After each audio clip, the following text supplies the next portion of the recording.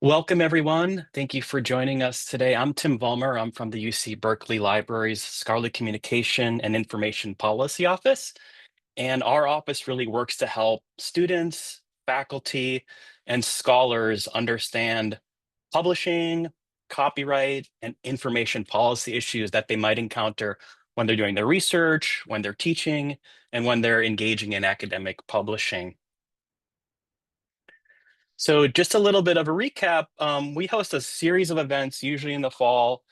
This is our final event of our workshops series on publishing and rights. And you can see here that we've covered quite a few topics this semester. So we did a workshop on publishing digital books with our Pressbooks platform here at Berkeley. We had a workshop on how to leverage copyright and fair use for PhD students that are readying their dissertations. We hosted a session on managing and maximizing the impact of your research by understanding things like metrics and scholarly platforms. And then today, obviously, we're going to talk about how to turn your dissertation or other academic work into a book and how to navigate that process. You can check out the library website for some future events and that we'll host in the spring. We're going to run one on how to publish open access at UC Berkeley and probably a few others there. So be sure to check that out. So today we've got a great lineup of speakers who have generously agreed to share their expertise on the process of publishing a scholarly book. Now, perhaps some of you are working on your dissertations and are maybe interested in taking that research that you're doing right now into a book-length treatment at some point in the future. So our goal with the conversation today is to try to demystify the scholarly book publishing process a little bit and to give you some practical advice on topics like what it takes to revise your dissertation, how to develop a book proposal, maybe some tips with interacting with press authors, how to think about some legal considerations, and a lot more. So now I just want to introduce our panelists for today. So first, Raina Polivka is a senior acquisitions editor at the University of California Press, and she focuses on book projects on film, media, and sound studies. And she joined the UC Press in 2015. Raina has been a lead coordinator from the press on the First Gen Scholars program, and this seeks to cultivate and support the work students and scholars who are first in their family to receive a college degree. So Stephanie Canizales is a researcher, author, and professor in the Department of Sociology at UC Berkeley. She is faculty director of the Berkeley Interdisciplinary Migration Initiative. And Professor Canizales recently published a book with UC Press, and it was titled Sin Padres ni Papeles, Unaccompanied Migrant Youth Coming of Age in the United States. And then finally, Yang Xiao Shu is a staff attorney at Authors Alliance, and she had originally planned to join us. However, she's not feeling well and won't be able to speak with us today. But don't worry, our colleague Rachael Samberg has agreed to sit in to respond to the legal questions. And Rachael is the director of the UC Berkeley Library's Scholarly Communication and Information Policy Office. And she's a lawyer and speaks throughout the country about scholarly communication, copyright, licensing, privacy, and ethics. So thank you to all of our speakers. So just a little bit about the structure of the discussion today. We prepared a short set of questions that are tailored to each individual panelist's role and experiences within the book publication process. So we're going to use the first part of the session to talk with each of them separately. So we'll start with Raina first, and then we'll go on to Stephanie, and then we'll end with Rachael. And then we'll have time for you to ask your questions to the panelists at the end. So I'm going to go ahead and stop the screen sharing now, so it's a little bit easier to see our speakers as we begin the conversation.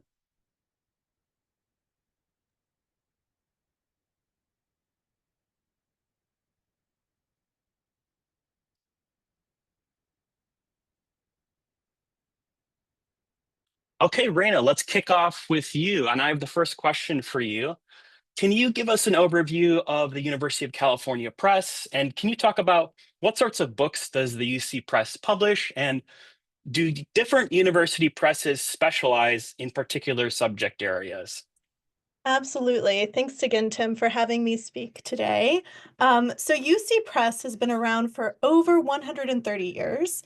We're considered one of the top six largest presses in the country. Academic presses, I should say. And that means that that's on par with places like Yale, Harvard, Columbia, Chicago, etc. But interestingly enough, we are the only large academic press that's associated with a public university, which means we do not receive huge endowments, and we really look to be resourceful and creative and to really partner with our authors in getting excellent scholarship out there.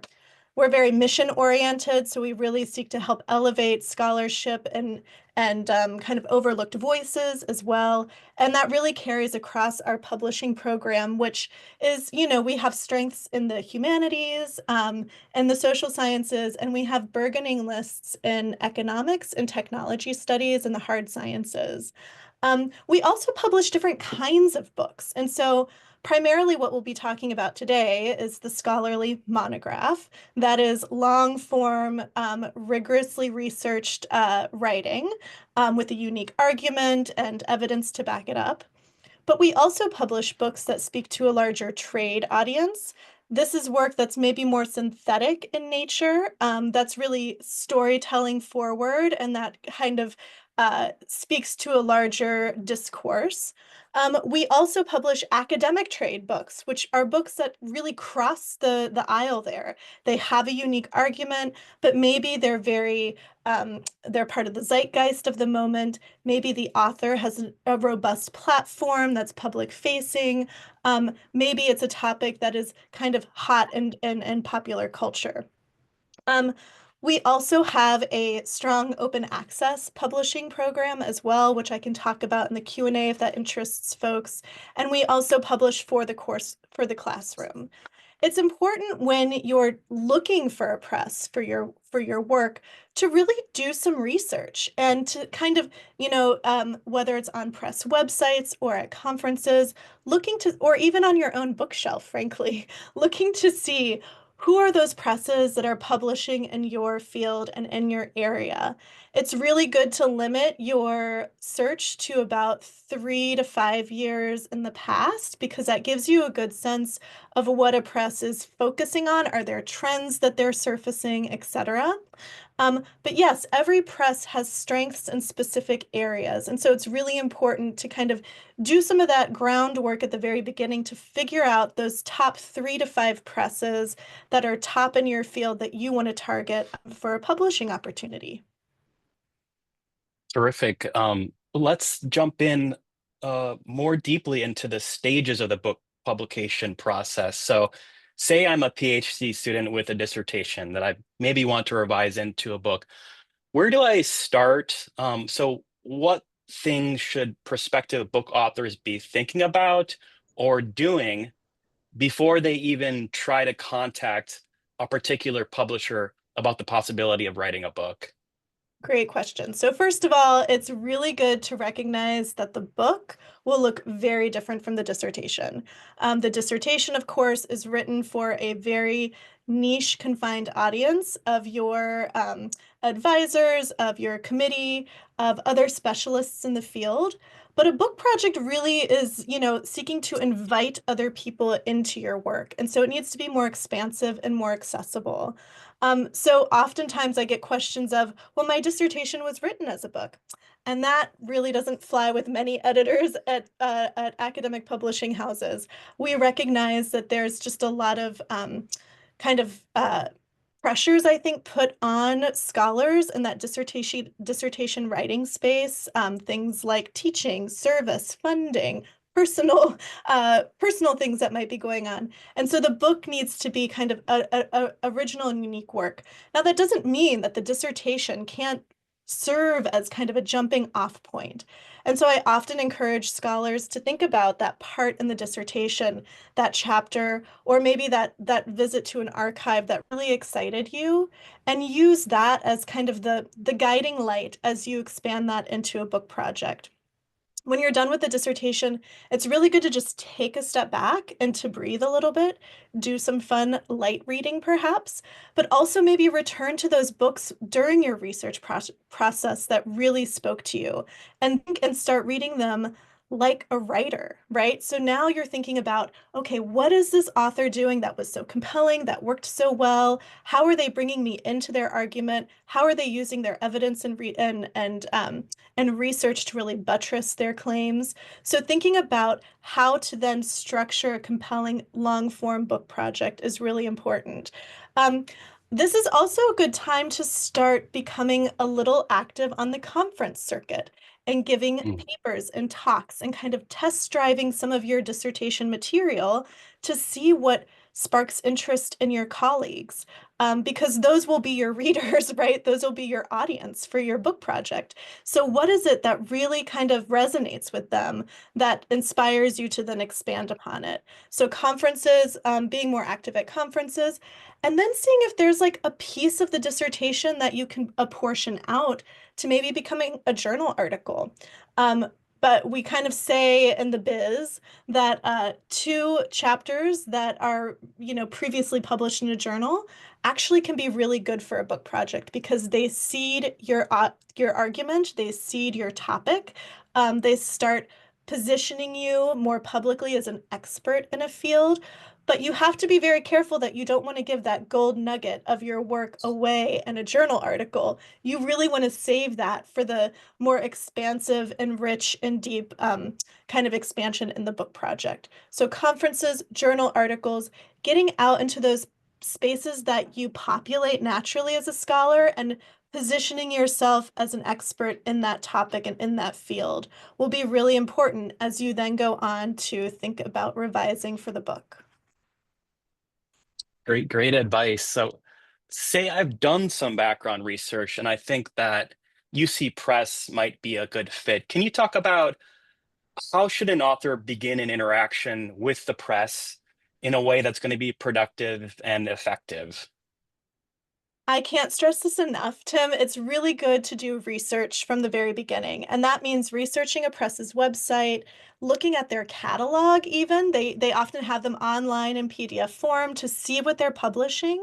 Um, and that means also researching other folks who've published with them. So asking around in your own peer groups and with your mentors, who are you publishing with? What was that experience like? This can be really good background information as you kind of put your best foot forward and introduce yourself to a publisher. A lot of presses spend a lot of resources and time in their websites to kind of demonstrate the breadth and scope of their publication program. So going into those discipline-specific areas and seeing what they've been publishing in the last 3 to 5 years will be really helpful.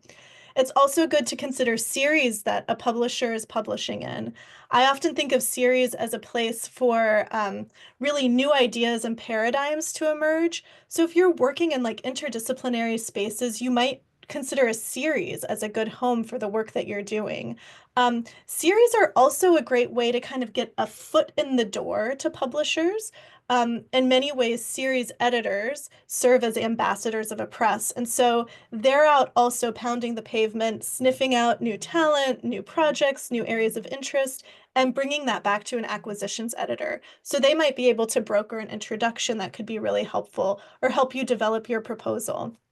I said mobilizing your networks, researching websites, of course, using that time at conferences to browse exhibit rooms and to really, have maybe some informal encounters with people that are at those booths. So oftentimes presses send an editor and a person from their marketing team.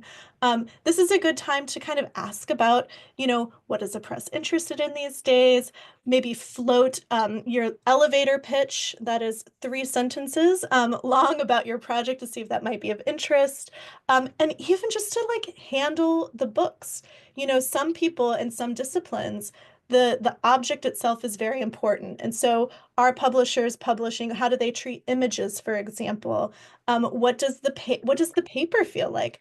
What does the cover process feel like? So kind of getting a sense of what your book might look like on a particular table is really important.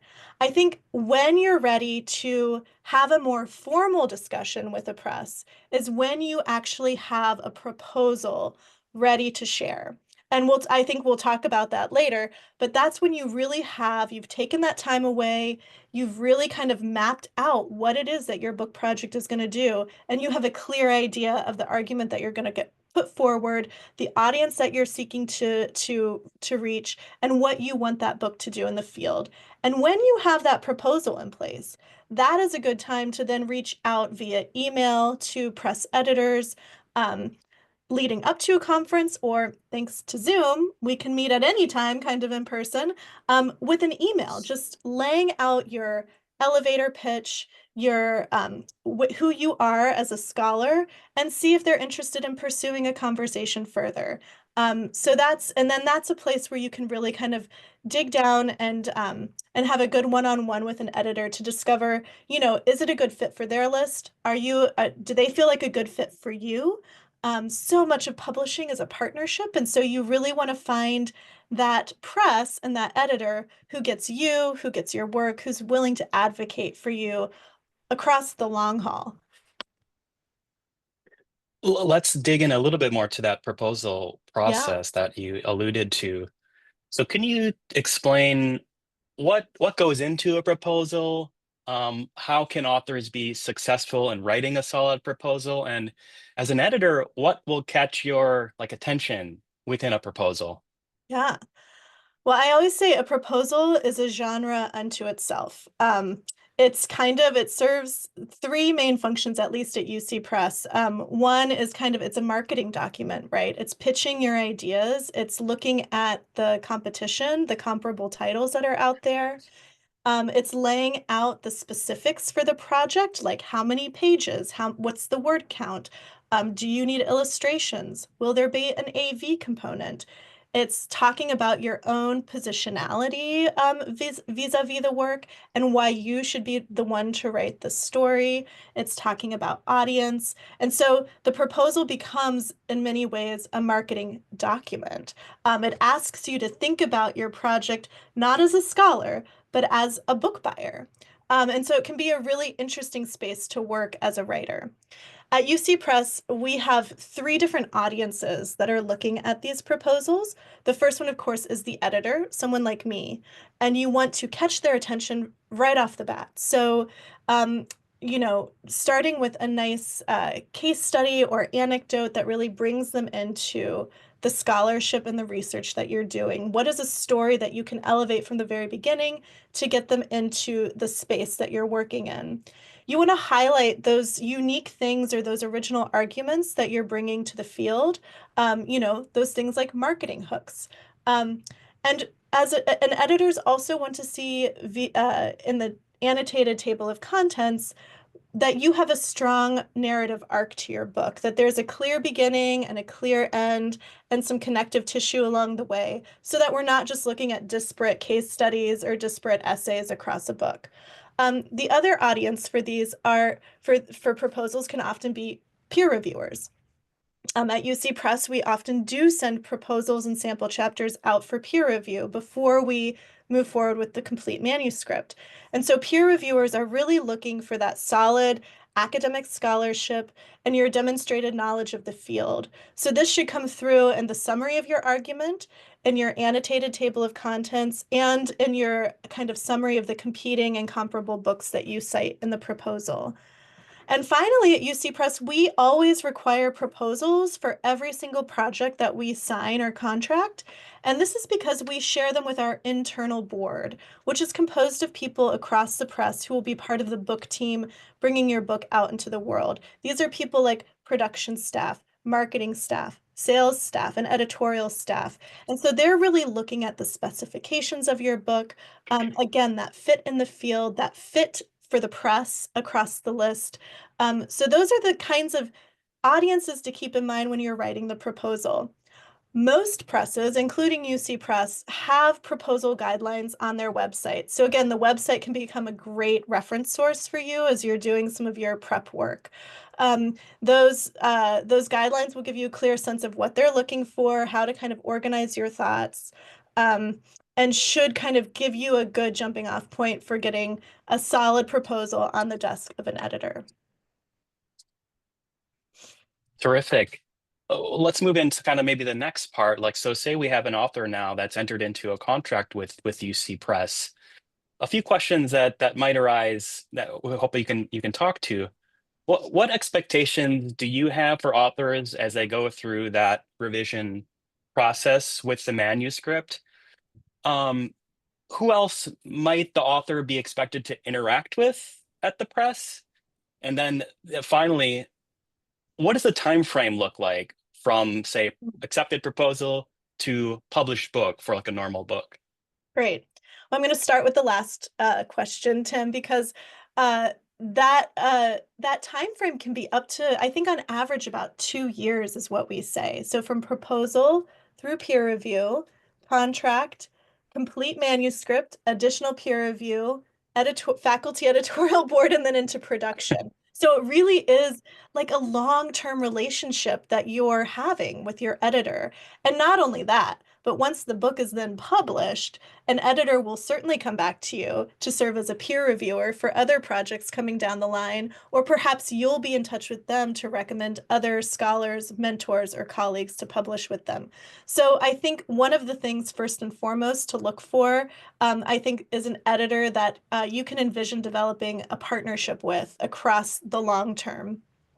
And that goes also into the revision process too, because both the author and the editor want the same thing, right? They want the best possible work that can be produced.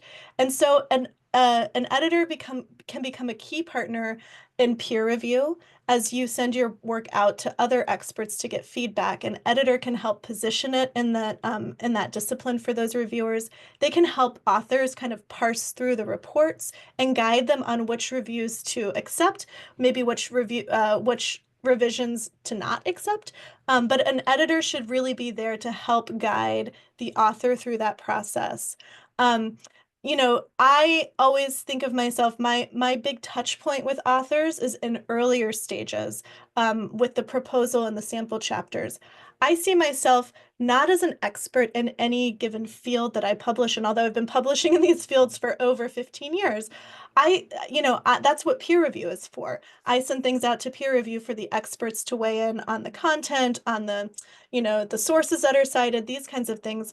I see myself as an expert reader. Like I am an intellectual person. I'm curious. Is your work accessible? Does it read well? Does it make sense? These are the kinds of things that I'm looking for early on, and then working to kind of marshal good peer reviewers to help contribute to that development process.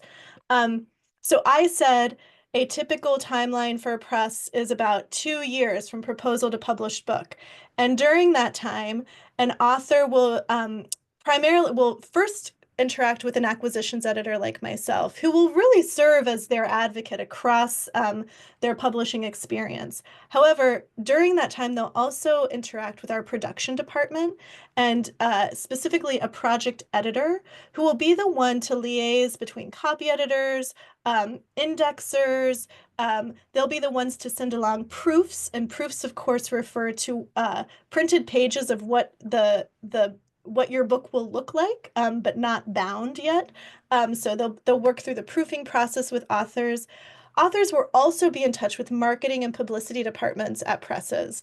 This usually happens. They usually kind of are in touch in earnest about 6 weeks before the publication date to start working with the author to drum up interest, to get maybe some author talks going, to think about review copies, all of these things. And so even though the acquisitions editor is their first point of contact, they're really authors are brought into kind of the fold and work throughout the process with people in various departments at the press. Um, so yeah, I think that should answer those questions. Terrific. Thank you so much. Thank you for uncovering this process for everyone. Thank And we'll have time at the end for anyone in the audience to ask questions of Raina as well. Um, I want to bring in Stephanie to the conversation now to get the author's perspective. So Stephanie, welcome. So in August of this year, you published your new book with University of California Press. So I want to explore some of the similar questions that I asked Raina, but it'd be great to hear from the author's point of view, of course. So to start off with, where did the idea for your book start, and what did you do with your existing scholarship, either your dissertation or other scholarly articles that you were been writing in preparation for beginning this book project? Yeah. Well, thanks for inviting me. I'm really, this is my first like author panel where I'm not talking about the argument of the book, but like the process, which means I've made it officially. I'm on the other side. So I appreciate the invitation. I started the research for Sin Padres ni Papeles. It was really my master's thesis that turned into my dissertation project, that is now probably my lifelong research agenda. So it started really as one paper, small question at one field site that built over time into 6 years of work across Los Angeles with hundreds of unaccompanied children. Um, what I guess something to know about my publishing career was that the first thing I put out into the world was an op-ed about unaccompanied children in 2015, following the crisis of 2014. My first academic piece came out, I think, in 2014. My second one in 2019. So when I started the book project, I had two published pieces specifically on Indigenous youth. And the book project is about unaccompanied Central American and Mexican children broadly. So I felt like I started the book really with just the dissertation as this really unruly 6 or 7 chapter thing that felt a lot more like a lit review than anything else.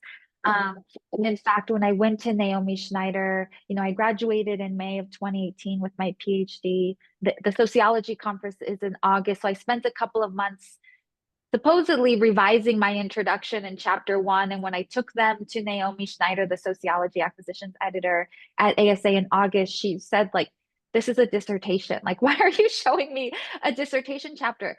And I really felt like I put in the work to revise it. But what I realized, once I actually started writing the book in January of 2021, like sitting down and now I'm writing the book, was that I was writing in a very sort of like almost like every sentence needed to end with a question mark. Like I wasn't asserting anything. I was almost trying to defend myself, as we often have to do in proposals and things we turn in graduate school. So I really think what Raina was saying earlier about um, what is the starting point, what is the tone, what is the on ramp for the reader that isn't you defending yourself for an audience but really making a bold claim that is embedded in the research that you're or founded on the research that you conducted. I think that was really key and something I learned over time.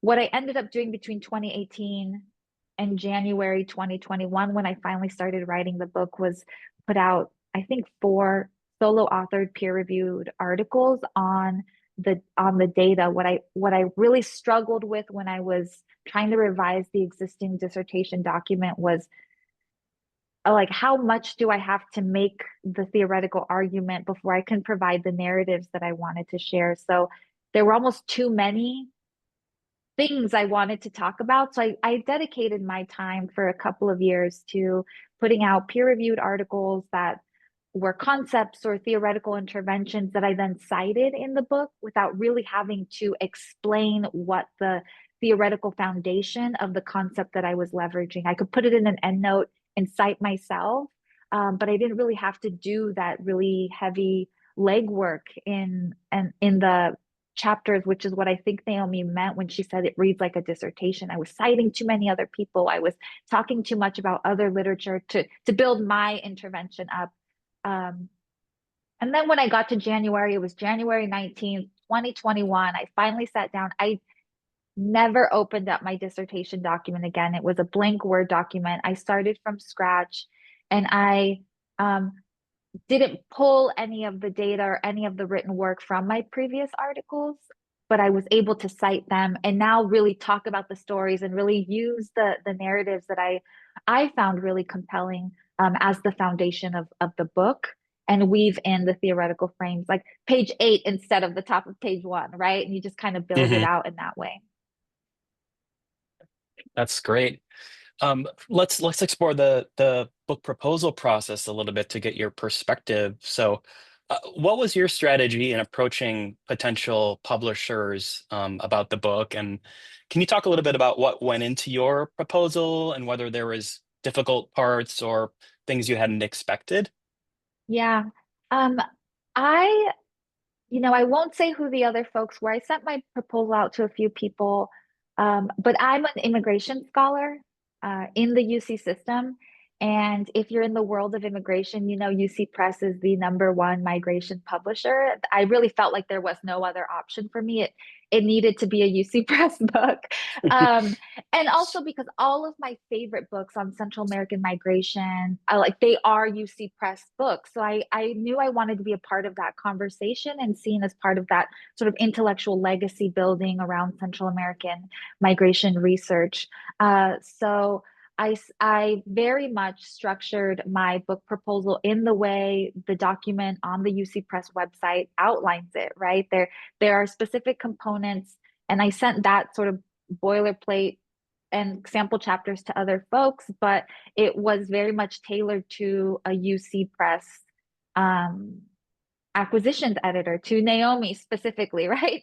Um, and I asked other people. I did ask some of my mentors from like fellowship programs, can I see your book proposals, books that were published in 2009, 2011, and then folks that were recently had signed a contract with UC Press.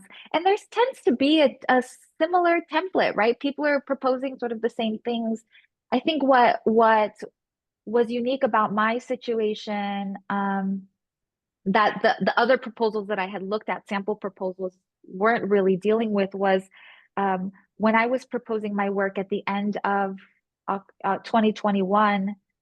The unaccompanied minor crisis started in 2014, and that time many people had started studying unaccompanied kids. So I knew that there were other proposals going into some of the same presses, right? So being able to, in that section about marketability, as Raina was saying, or like how does your book land relative to the other ones? There were 2 books on unaccompanied children that were coming out, one of them with UC Press, and I had to really be able to show how mine was distinct.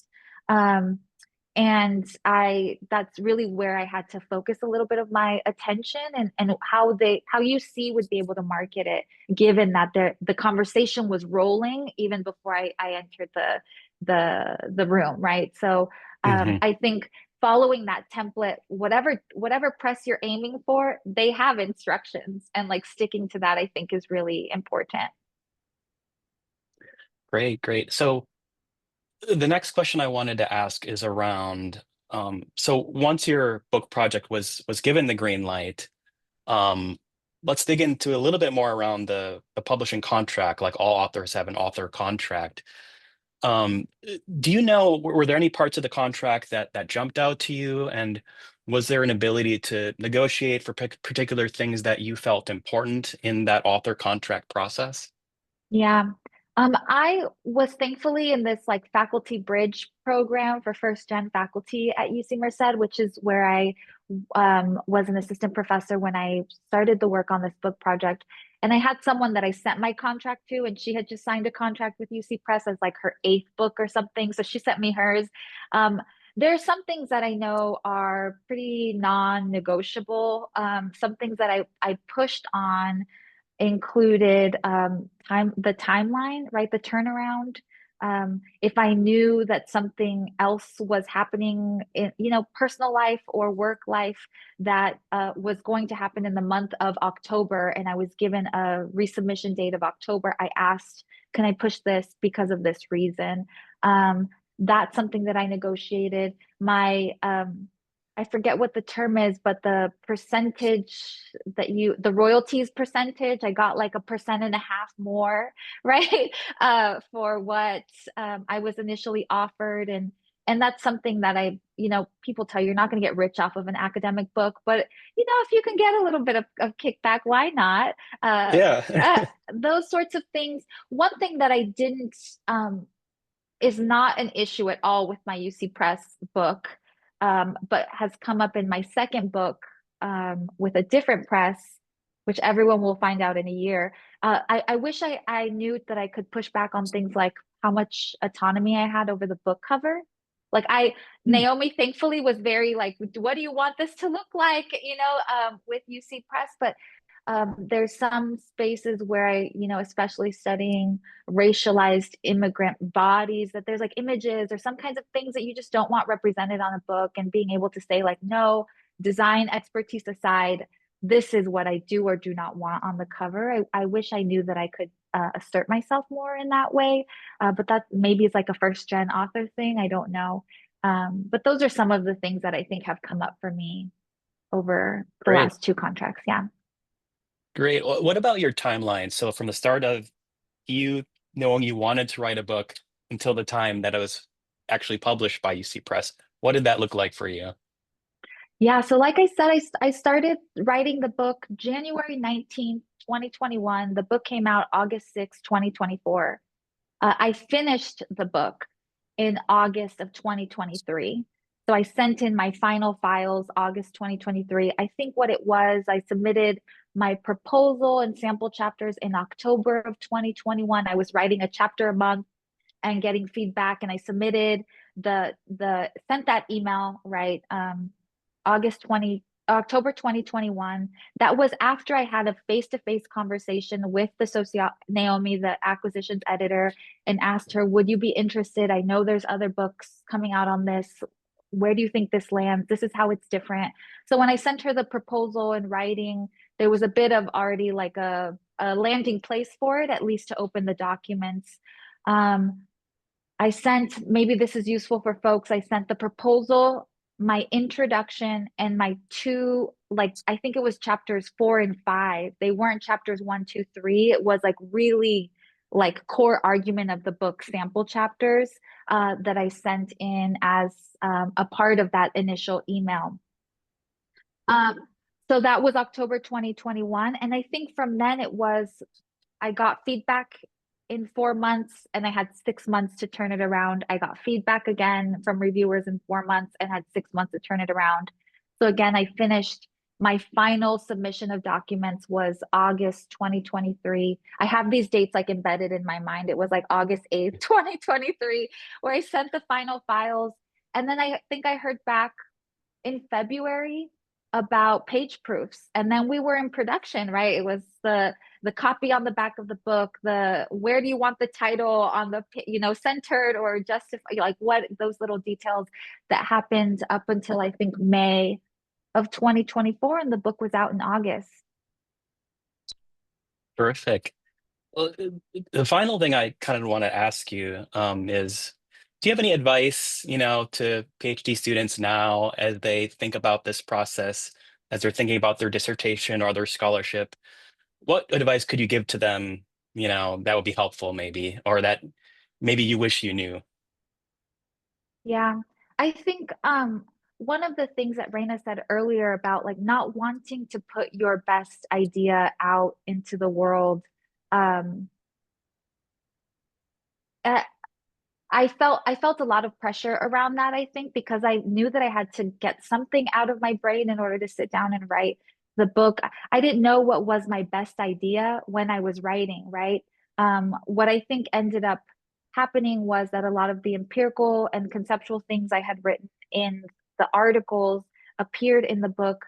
But as I was writing the book, I didn't really know what I was saying until it was done, right? So I think it's okay to not know what is the story I'm telling. I went through the full proposal revisions twice in a row, and then I actually hired a developmental editor on the very back end, the back end of that last revision. And it was in that last like 3 months of revising that I realized what story I was telling, not necessarily what argument I was making. And then I reworked the introduction of every chapter to follow that story.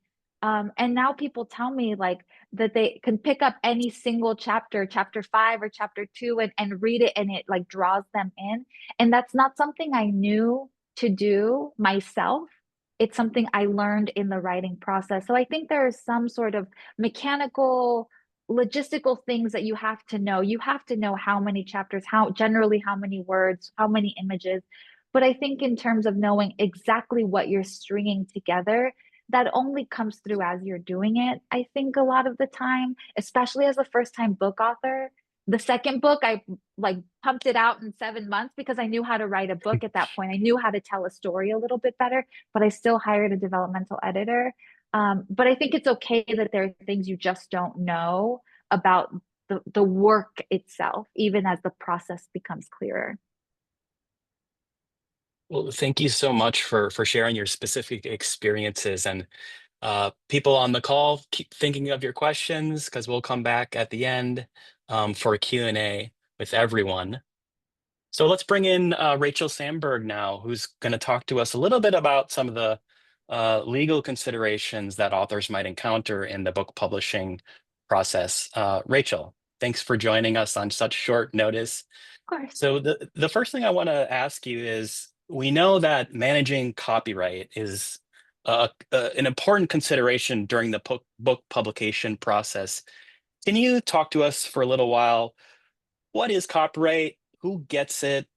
What it covers? And why is it important? Sure.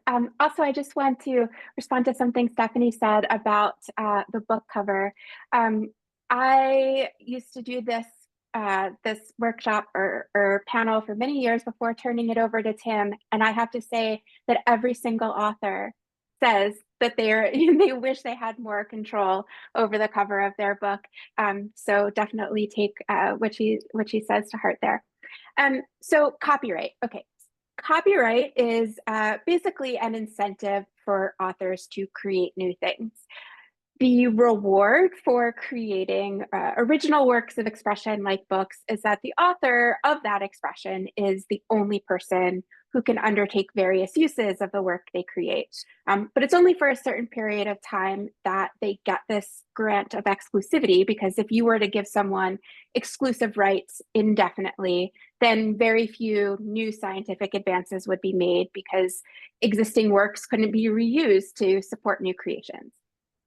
So the specific exclusive rights that a copyright owner gets over their book are reproduction, distribution, public display, public performance, and the creation of derivative works.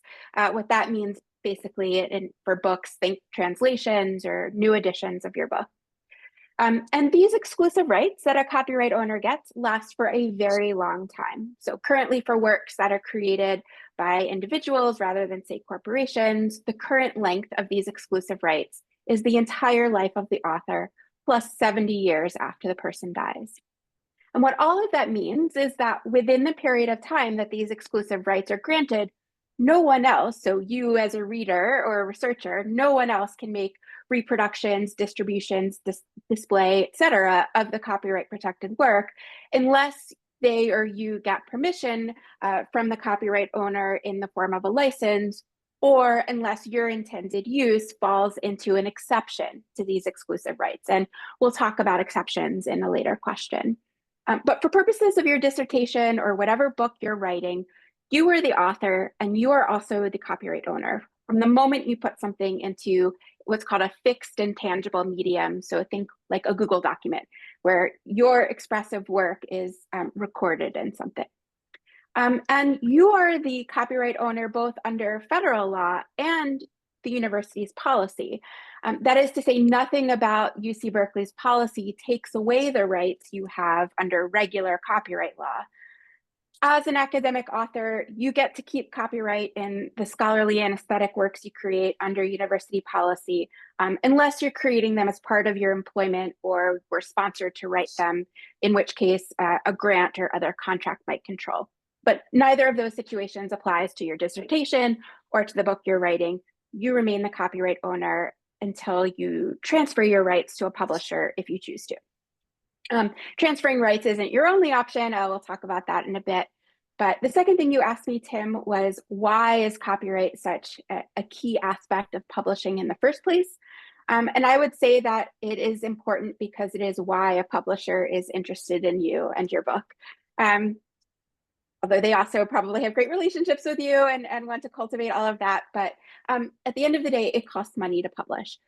Raina's work as a selector and editor is challenging, and there's copy editing that you've heard about, printing, production, promotion costs. How is a publisher going to recoup these expenses and what's in it for them? The way that they do that is by asking you as an author to give them some or all of the exclusive rights that I just mentioned. If a publisher is the exclusive entity that can reproduce or distribute your book, then the publisher gets to decide how much they want to charge for the book. And use that money to recover their investment costs. And also not worry that anyone else will also be reproducing or distributing your book. So if a publisher gets exclusive derivative rights in your book, then theoretically they can also commission a second edition from someone else entirely, not even you, and get paid by foreign publishers or foreign counterparts to authorize translations.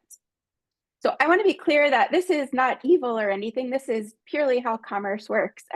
Copyright is an intellectual property right, but it has commercial benefits for the author or whomever the author transfers copyright to. And in the case of scholarly books, the publishing agreement typically is going to involve a monetary transaction, as you heard Stephanie say. You either get a lump sum or of money or royalties based on how many books are sold. As Stephanie kind of alluded to, not that many of these get sold.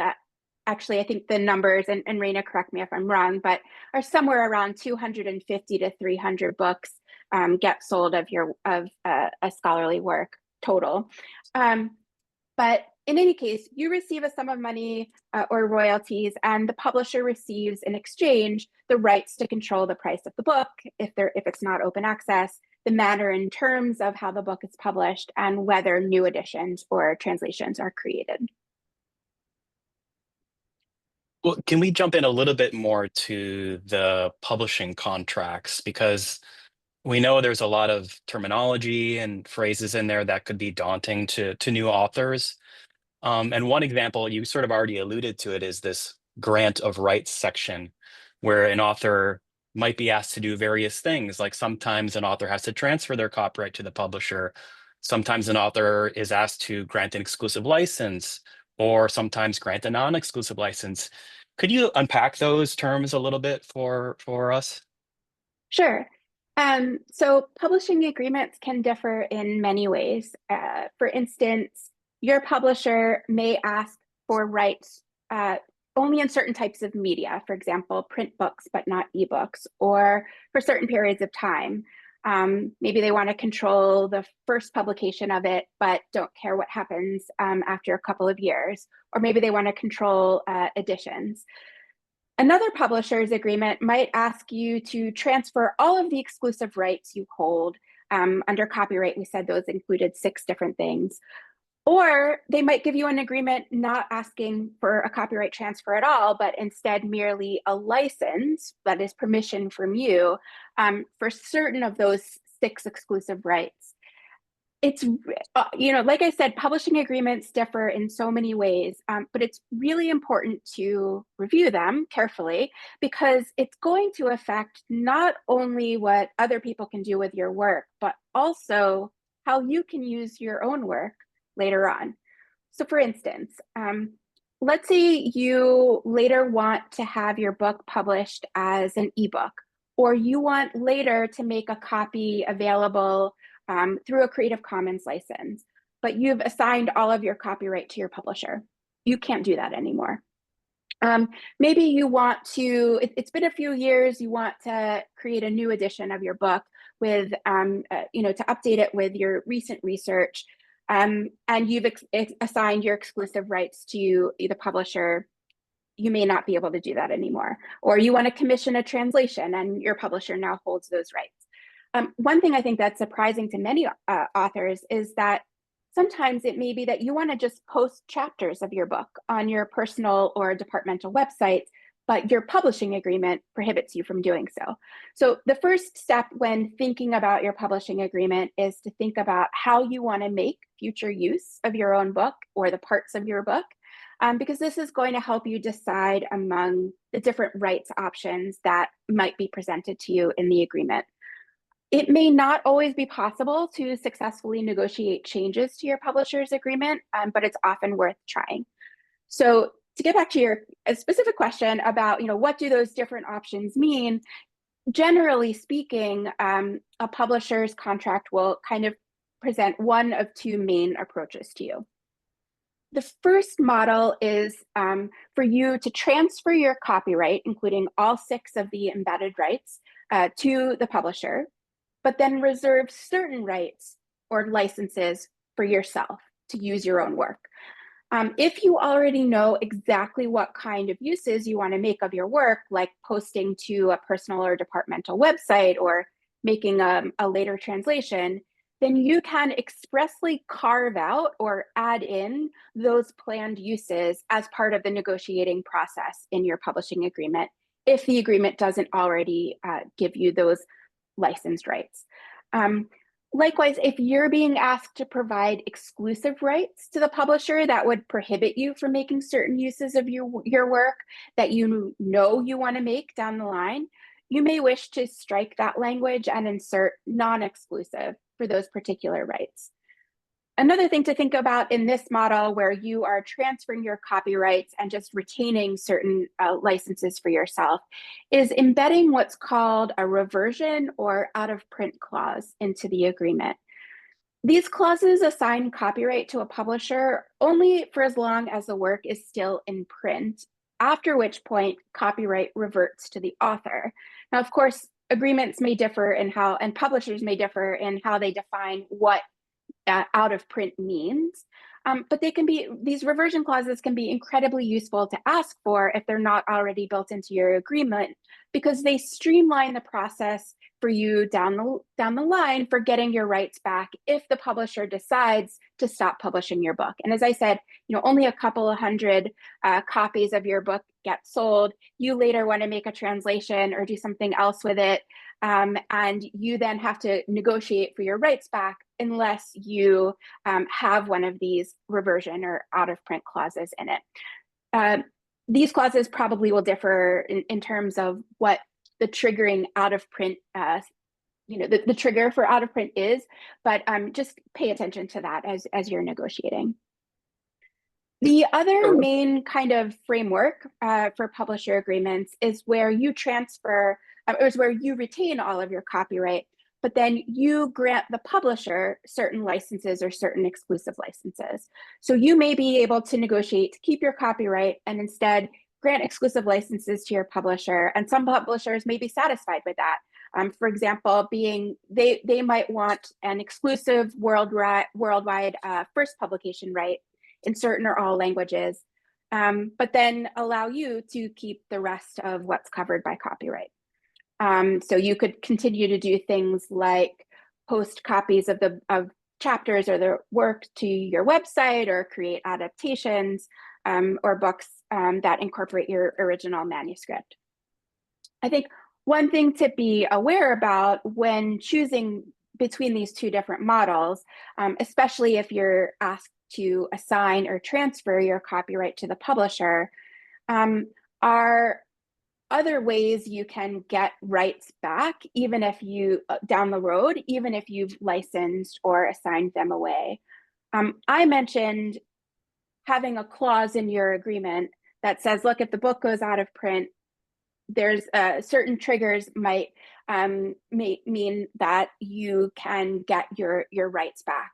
Well, even if you don't have a reversion clause, there are other ways to get your rights back. They may be, publishers may be willing, for example, to assign rights back to you if they have no future commercial plans for your work. And I linked in the chat to a great guide on how to think about getting those rights back later on. Contractually with your publisher, but there is also a very complicated statutory way to get rights back to your work. There is a right that arises automatically under copyright law called termination of transfer, and it applies to works created after 1978. The conditions to actually exercise that right are really strict and really complicated. You get this like narrow 5-year window to issue this termination notice to the publisher. And this could only happen 35 years after you've transferred your copyrights. It's very complicated. It's a lot easier to plan in advance with something like a rights reversion clause. So Rachel, you talked about how authors get copyright in their original creative expression, so the things they're writing or creating. I want to get your thoughts and maybe advice about what authors should know about third-party rights. And when I say that, we mean incorporating content created by others into your book, like images, photographs, other types of copyrighted creative works. Can you give us a sense on what authors should consider when they want to incorporate the works of others into their creative work, especially in the context of publishing a scholarly book? Yeah. So I think the first place I always start with authors is to explain the difference between providing attribution to someone whose work you're using, and then versus having the right to actually reproduce or redistribute the expressive work of someone else. Reproduction and distribution and public display, as I mentioned, are protected by copyright. Attribution is something you do as a matter of scholarly and professional practice. So when you incorporate a quote or an argument from an author into your book, you cite it. This is expected of us as scholarly authors, but whether we can actually copy and share works created by others is based on copyright and not merely attribution. As I said earlier, within the period of time that copyright grants exclusive rights, no one else, including you, can make reproductions, distributions, display, etc., of anyone else's work unless you either get permission from the copyright owner or unless your intended use falls into an exception to those exclusive rights. And of course, the most relevant such exception in the United States is fair use, which provides that for certain protected purposes like scholarship, research, and criticism, all of which you would think writing a scholarly monograph would be, that it is not an infringement of someone else's exclusive rights to do those things, to do scholarship, research, and criticism, if your use is what is deemed fair. Relying on fair use means that you can make use of a portion or all of someone's copyrighted work without having to get a license from them, which sounds great. We don't have time to talk about all of the parameters of fair use today, but what I want to say is that in many cases, publishers' local policies don't necessarily allow you to rely on fair use anyway. That's largely because academic publishers tend to be fairly risk averse. Relying on fair use and choosing not to get a license from the copyright owner before publishing with their content means taking on a bit of risk. You are essentially banking on the fact that the copyright owner also agrees with you that your use is a fair use. But if they don't agree, then the only entity that can say for sure whether you were right in your fair use determination or whether the copyright owner was right is a court. And publishers often don't want to take that risk. So even if your use is canonically fair, like quoting from something in your scholarly work, your publisher may still want you to get a license from the copyright owner to use it anyway. Now, some of the works you may wish to use may be what's in what's called the public domain. Public domain refers either to works for which copyright protection has expired or that were ineligible for copyright protection from the start. And you should bear in mind that just because a work is online does not mean it's in the public domain. Public domain has a very specific meaning in terms of copyright law. If your work is actually no longer protected by copyright or never was protected to begin with, then your publisher probably has a policy that allows you to waive having to get a license in those circumstances. I just want to give a plug to another guide from Authors Alliance on how to actually go about, oh, I see that Dave has actually posted links to those guides already. So if your publisher does ask you to go and get clearances for the materials you want to use, I definitely would consult one of the guides that Dave just linked to. Thanks, Rachel. One more question, I think, and then we'll go to the Q&A. So we know there's been some concern recently from authors whose publishers are licensing their works for artificial intelligence training purposes. I was wondering if you could set the stage for this, talk about this a little bit more. What authors should consider, how they can think about this, and how it might play into the publishing contract as well. Sure. So I want to be clear first in discussing the training of artificial intelligence that we are speaking today about published books and not other kinds of materials that may be manuscripts or interviews. I'm sure that for Stephanie's research, there was a lot of material that she collected that did not get represented or was represented in a way that protected people's privacy in her published work. So the published work sort of takes into, for scholarly books, takes into account those issues already. I think it's important for authors to consider both how they want their works to be used, but also their own role in needing to rely on other people's works for their own research. It may sound scary to hear that a publisher may have retained exclusive distribution rights to your work, which would then allow it to decide which companies get to train AI using your works, or maybe the publisher is developing their own AI large language model. It may sound scary, and I totally get that. It may cushion the scariness of that to you, to have the publisher offer you royalties based on you granting the publisher rights to make those AI training decisions in your publisher agreement. Strictly speaking, an author likely does not need to grant that right to publishers at all, because training artificial intelligence with copyrighted works is likely, in our view, and we have a lot more to say about this anytime, but training artificial intelligence with copyrighted works is likely to be a fair use anyway, meaning no permission is needed. So if a publisher asks you for the right to train artificial intelligence using your work, they don't actually need to ask you for that right. But they may want to take away questions of risk, as I mentioned, or because they want to make you feel better about the prospect by offering you, say, royalties.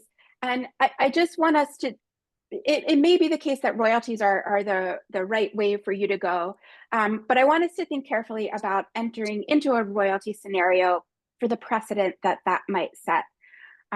If publishers need to start paying you as an author or to pay other publishers for the rights to use copyright protected content for AI training, then those costs that the publishers are paying out are merely going to get passed along from the publishers for recoupment to other readers, either in the cost of the book or the cost to use the book in certain ways.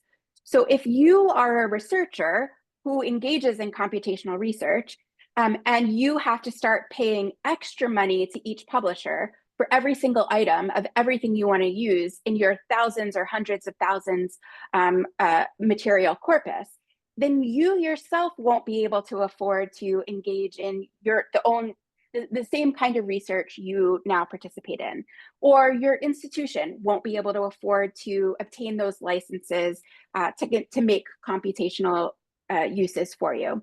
So I think it's important to understand the role of authors as users of other people's copyrighted works by relying on fair use, in addition to being creators of works themselves. Because if you couldn't rely on fair use to undertake use of other people's work, especially in the computational research context, then your own research would be permitted only on safe materials like public domain works, or for which permission has been granted through a license. And that will curtail freedom of inquiry. It's been proven to exacerbate bias in the nature of research questions that are able to be studied and the methodologies available to study them. And it's going to amplify the views of an underrepresented set of creators, given the limited types of materials that would be available for you to use in your research.